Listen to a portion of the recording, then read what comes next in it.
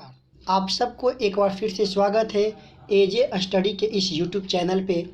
मैं अजय कुमार आप सभी के बीच फिर से आप लोगों की बेस्ट तैयारी के लिए 4 प्रश्न लेकर के आए हैं।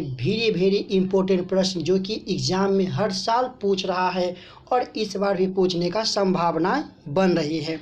तो जितने विद्यार्थी 2022 के स्टूडेंट हमसे जुड़े हुए वो फटाफट से लाइव आ जाएं और वीडियो को ज़्यादा से ज़्यादा शेयर करें। और यदि चाहते हैं कि 10th की अच्छी तैयारी करूं तो आप मेरे टेलीग्राम चैनल से ज़रूर जुड़े। टेलीग्राम चैनल एजे स्टडी लाइव सर्च करें जाकर के, एजे स्टडी लाइव। सारा PDF नोट्स से आपको बेस्ट क्लासेज वहीं पर जो है हम शेयर कर रहे हैं। तो यहाँ पर आप जुड़ गए तो समझिए आपकी तैयारी वेस्ट हो रही है। और यही नोट्स को पढ़ करके जो है 2021 एग्ज़ाम में राकेश कुमार 9th रैंक प्राप्त किए हैं। तो अगली बारी आपकी है। तो चलिए समय को ज़्यादा व्यस्त न करते हुए हम लेकर के आए हैं आप लोग के बीच बेस्ट 4 प्रश्न। सबसे पहला प्रश्न आप लोग के बीच एक बार देख लेते हैं चारों प्रश्नों को, कैसा प्रश्न आए हैं आप लोग के बीच। तो 4 प्रश्नों का हम डिस्कस करेंगे। पहला प्रश्न में आप देख रहे होंगे कि तारे क्यों टिमटिमाते हैं, जो कि बिहार बोर्ड के लिए बेस्ट क्वेश्चन है। नेक्स्ट क्वेश्चन हम लेकर के आए हैं आप लोग के बीच पदार्थ की संरचना, ये आपका 4 पार्ट का क्वेश्चन है फिजिक्स का, भारतीय भवन का। फिर नेक्स्ट लेकर के आए हैं आपका एमीटर और वोल्ट मीटर में क्या अंतर है, VVI क्वेश्चन। और नेक्स्ट लेकर के आए हैं कि उत्तल लेंस को अभिसारी लेंस क्यों कहा जाता है। मतलब चारों क्वेश्चन बहुत ही मस्त है, बहुत ही महत्वपूर्ण है। तो चलिए बारी बारी से हम सबका आंसर का जो है एनालिसिस करते हैं। सबसे फर्स्ट क्वेश्चन आपको दिख रहा होगा कि तारे क्यों टिमटिमाते हैं, व्याख्या करें।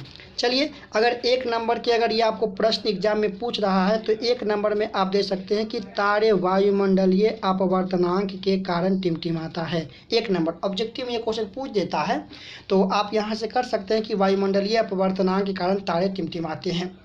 व्याख्या करेंगे, चूँकि वायुमंडल में हमेशा एक जैसी दशाएं का मतलब हवाएं वायुमंडल में कभी ठंडी हवाएं कभी गर्म हवाएं है ना, हमेशा चलती रहती है, धूल कण हमेशा चलती रहती है।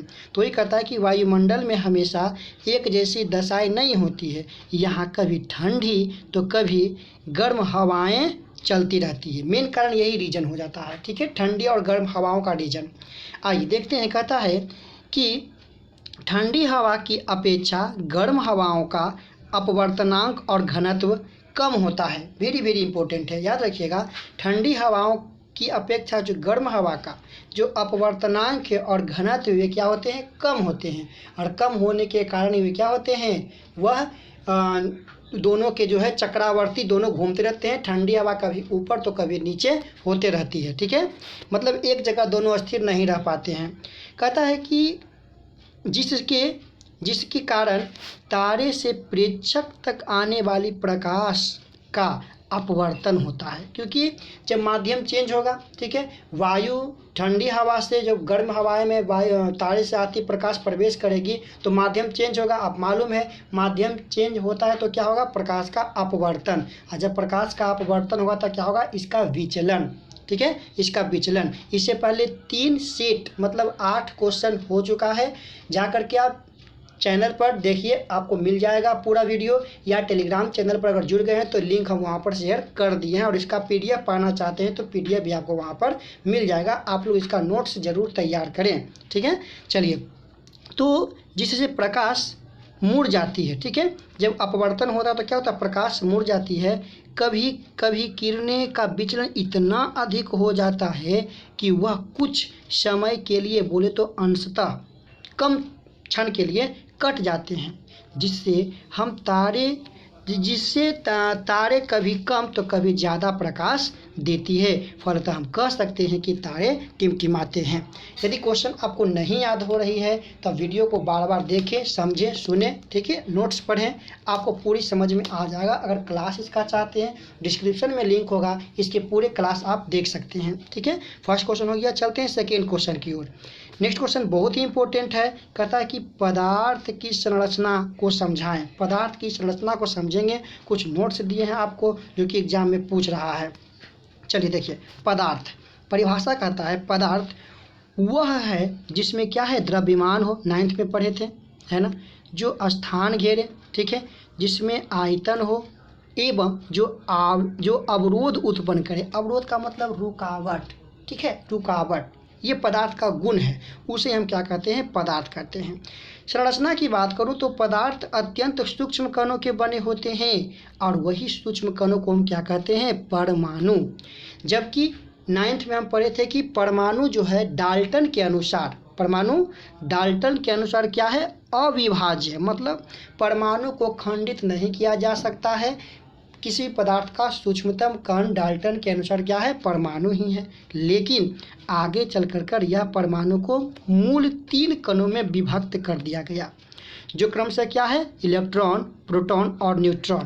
थोड़ा सा बात कर लेते हैं इलेक्ट्रॉन, न्यूट्रॉन, प्रोटॉन की। तो आप देख सकते हैं कि इलेक्ट्रॉन की जो खोज करता, वो खोज हुआ 1897 ईस्वी में जे थॉमसन ने किया है। क्लियर है। प्रोटॉन का खोज जो है 1886 ईस्वी में, जो कि गोल्डस्टीन ने किया है। और न्यूट्रॉन का खोज जो है 1632 ईस्वी में, जो कि जेम्स चैडविक ने किया है। तो आप ये बात याद रखिएगा। तो परमाणु को कितने भागों में बांटा गया है, 3 भागों में, इलेक्ट्रॉन, न्यूट्रॉन और प्रोटॉन में बांटा गया है। इलेक्ट्रॉन पर याद रखिएगा, इलेक्ट्रॉन पर हमेशा कैसा आवेश होता है, तो ऋण आवेश होता है। ठीक है। और यह क्या होते हैं, स्वतंत्र होते हैं, इलेक्ट्रॉन स्वतंत्र होते हैं। अभिक्रिया में यही भाग लेता है। जब केमिस्ट्री का हम वीडियो लाएंगे तो वहाँ से समझ में आएगा इलेक्ट्रॉन, प्रोटॉन के बारे में। ठीक है। जो नाभिक में स्थित होता है, याद रखिएगा, कहाँ स्थित होता है, ठीक है, ये स्वतंत्र होता है। ठीक है, ये आपका स्वतंत्र होता है। फिर कहता है कि प्रोटॉन, ये थोड़ा सी इस भाग को हम बाद में चर्चा करेंगे। प्रोटॉन एक आवेशित कण है। तो यहाँ पर एक मिसप्रिंट हो गया है, आप करिएगा कि प्रोटॉन एक धन आवेशित, क्या लिखेंगे, धन आवेशित कण है जो परमाणु के मध्य में स्थित होता है। चाहे देखिए, अब केवल इलेक्ट्रॉन ही परमाणु के, जैसे मान लिया ये परमाणु है, तो इलेक्ट्रॉन जो होंगे वो इसके चारों ओर घूमते रहेंगे। ठीक है। और लास्ट में ये जो आपका केंद्र है, ये केंद्र में कौन बचेगा, प्रोटॉन बचेगा और आपका न्यूट्रॉन बचेगा। ये दोनों क्या होते हैं, केंद्र में उपस्थित होते हैं। क्लियर है। उसी प्रकार वही बोला गया है कि न्यूट्रॉन उदासीन होता है। ठीक है, ये भी आपका केंद्र में ही होता है, जिसमें कोई आवेश नहीं होता है और यह परमाणु के नाभिक में उपस्थित होता है। तो याद रखिएगा, इलेक्ट्रॉन पर ऋण आवेश, प्रोटॉन पर धन आवेश और न्यूट्रॉन क्या होते हैं, उदासीन होते हैं। क्लियर है। चलिए आइए नेक्स्ट लेकर के चल लेते हैं। 3 नंबर क्वेश्चन कहता है, एमीटर और वोल्ट मीटर में क्या अंतर है। VVI क्वेश्चन, बिहार बोर्ड के लिए VVI बेस्ट क्वेश्चन है, बहुत बार एग्जाम में पूछ रहा है। सबसे पहले आप दीजिएगा, एमीटर और वोल्ट मीटर में निम्न अंतर है। सबसे पहले हम एमीटर को देख रहे हैं। तो एमीटर कहता है कि एमीटर से विद्युत धारा को मापा जाता है। याद रखिएगा, क्या कहते हैं, एमीटर को विद्युत धारा।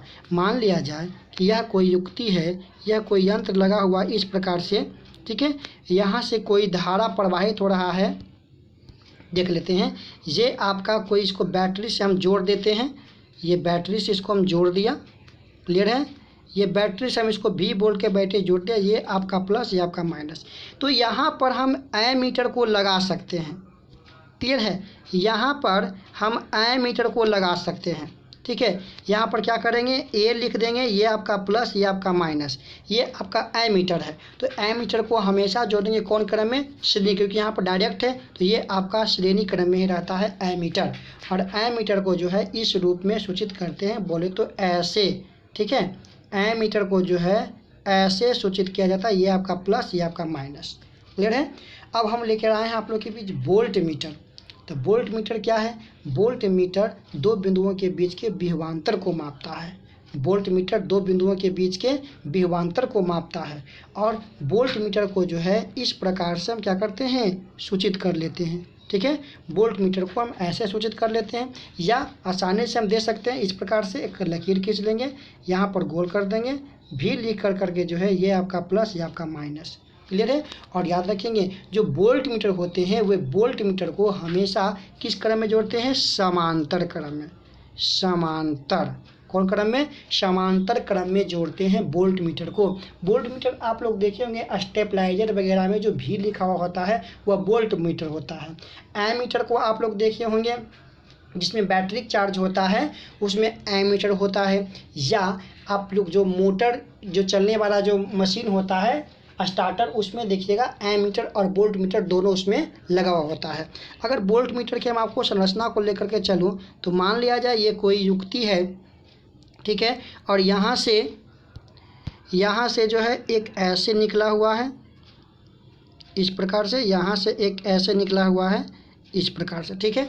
यहाँ पर जो है कुछ आपका है, यहाँ पर कोई उपकरण लगा हुआ है, ये भी आपका उपकरण, ये भी आपका उपकरण है। देखिए वोल्ट मीटर जो होगा हम किसी एक को मापते हैं, जैसे ये आपका समांतर क्रम है, ये समांतर क्रम, ये आपका बैटरी के यहाँ पर है, ठीक है, ये प्लस ये माइनस, तो ये आपका जा रहा है यहाँ से धारा आई जा रहा है, तो यहाँ से क्या हो, धारा का बंटवारा, धारा नंबर 1 यहाँ पर, ये आपका धारा नंबर 2 यहाँ पर आपका I2, और ये आपका हो जाएगा धारा नंबर 3 I, ठीक है, ये आपका हो जाएगा I3 हो जाएगा।